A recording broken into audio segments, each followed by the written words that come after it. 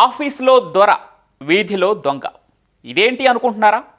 ప్రభుత్వాధికారి అయిన అతను వ్యసనాలకు బానిసై లక్షణమైన ఉద్యోగంలో ఉన్నాననే విషయం మర్చిపోయాడు.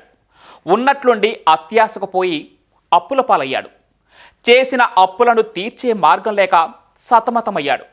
చివరికి అప్పులిచ్చిన వారి ఒత్తిళ్లు తట్టుకోలేక ఆఫీస్ నుంచి ఇంటికెళ్లే దారిలో దొంగ పనులు మొదలుపెట్టాడు.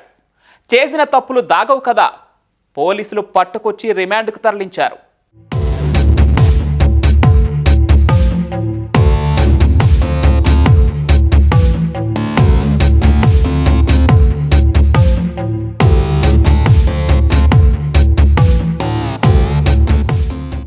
ఏప్రిల్ 28, 2026 శ్రీ సత్యసాయి జిల్లా కదిరి మగ్గాల కాలనీలో నివాసముండే శాంతి అనే యువతి ఇళ్లల్లో పనిచేసుకుంటూ కుటుంబానికి ఆసరాగా ఉంటుంది.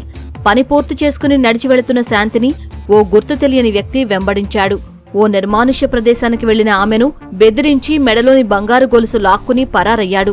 తీవ్ర భయాందోళనకు గురైన శాంతి వెంటనే పోలీసులకు ఫిర్యాదు చేసింది. కేసు నమోదు చేసుకున్న పోలీసులు 4 బృందాలను ఏర్పాటు చేసి కదిరిలో దారి పొడవునా ఉండే సీసీ కెమెరాలను పరిశీలించారు. నిందితుడు ఎవరో తేల్చేశారు.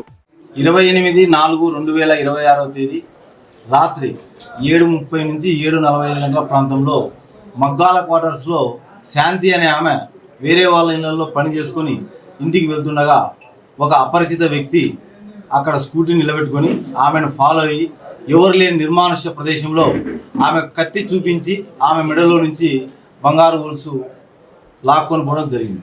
టౌన్లో దాదాపుగా 25 సీసీ కెమెరాలు స్టెప్ బై స్టెప్ ఆ ప్రాంతానికి ఎక్కడా చేరుకుంటారు, ఏ మార్గంలో పోతారు, ఇదంతా కూడా వెరిఫై చేసి ఆ టయానికి ప్రాబుల్గా ఎవరైతే రీచ్ కాగలరో అని ఐడెంటిఫై చేసి ఆ ఐడెంటిఫికేషన్ మేరకు సీసీ కెమెరాల సహాయంతో వచ్చిన ఆధారాల మేరకు ముఖ్య రమేష్ నాయక్గా గుర్తించి అతన్ని అరెస్ట్ చేయడం జరిగింది. శ్రీ సత్యసాయి జిల్లా కదిరిలోని మారుతినగర్కు చెందిన భూక్య రమేష్ నాయక్ కదిరిలోని ఎస్పీడీసీఎల్ కార్యాలయంలో సీనియర్ అసిస్టెంట్గా పనిచేస్తున్నాడు. తండ్రి భూక్య బొజ్జే నాయక్ మరణానంతరం విద్యుత్ శాఖలో కారుణ్య నియామకం ద్వారా రమేష్ నాయక్ కు ఉద్యోగం వచ్చింది. తొలుత జూనియర్ అసిస్టెంట్గా విధుల్లో చేరిన రమేష్ నాయక్ సీనియర్ అసిస్టెంట్గా ప్రమోషన్ పొందాడు. నెలకు ₹1,20,000 వేతనం తీసుకునే రమేష్ నాయక్ కు వేగంగా ధనికుడిని కావాలని ఆశ పుట్టింది. దీంతో వచ్చిన జీతాన్ని వచ్చినట్లు షేర్ మార్కెట్లో పెట్టుబడులు పెట్టాడు.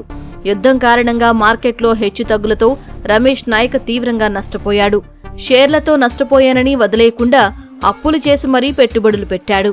ఆ సొమ్ము కూడా పూర్తిగా పోగొట్టుకున్నాడు.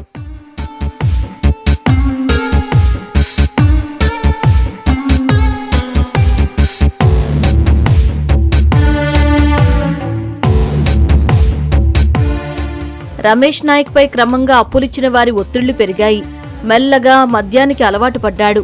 ఈలోపే పిల్లలకు సెలవులు రావడంతో భార్యా పిల్లలను ఊరికి పంపించాడు. తాను చేసిన అప్పులను ఎలాగైనా తీర్చుకోవాలని దొంగగా మారాడు.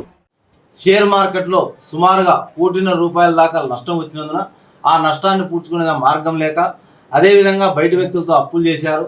వారు పెట్టే ప్రెజర్ తట్టుకోలేక ఏం చేయాలో దిక్కుతోచగా సులభమైన మార్గంలో డబ్బు సంపాదించాలనే ఉద్దేశంతో ఈ స్నాచింగ్లు ఎంచుకోవడం జరిగింది. రమేష్ నాయక్ రోజూ కార్యాలయం నుంచి ఇంటికి వెళ్లే సమయంలో దారి వెంట నడిచి వెళుతున్న మహిళల మెడలో గొలుసు లాగేసేవాడు. అలాగే గత నెల 28న శాంతి మెడలోని గొలుసు చోరీ చేయడంతో పోలీసులు విచారణ వేగవంతం చేశారు. దారి పొడవునా సీసీ కెమెరాలు పరిశీలిస్తే దొంగ ఎవరో కాదు, విద్యుత్ కార్యాలయంలో ఉద్యోగిగా తేలింది.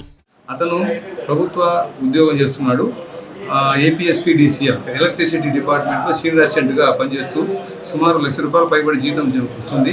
అతనికి భార్య 5 పిల్లలు కలరు. అయితే భార్య గత 4 రోజుల క్రితం పుట్టింటికి పోయింది. ఆ క్రమంలో ఈ మధ్యలో అతను చెడు వ్యసనాలకు అలవాటు పడి అప్పులు చేసి దాన్ని తీర్చే క్రమంలో తీర్చలేక దానికోసం దొంగతనం నిర్ణయించుకొని ఈ చైన్ స్నాచింగ్ చేయడం మొదలుపెట్టానని చెప్పడం జరిగింది. రోజు తమతో పాటు కూర్చుని కబుర్లు చెప్పుకుంటూ పనిచేసే సీనియర్ అసిస్టెంట్ రమేష్ నాయక్ గొలుసు దొంగ అని తేలడంతో విద్యుత్ శాఖ అధికారులు సిబ్బంది అవాక్కయ్యారు. షేర్ మార్కెట్లలో నష్టం, అప్పులిచ్చిన వారి ఒత్తిళ్లు ఓ ప్రభుత్వ ఉద్యోగిని చివరకు దొంగగా మార్చాయి. దురాశకు పోతే ఉన్న గౌరవం పోవడమే కాదు, జీవితం కూడా చీకటిమయమవుతుందని ఈ ఘటన మరోసారి నిరూపించింది.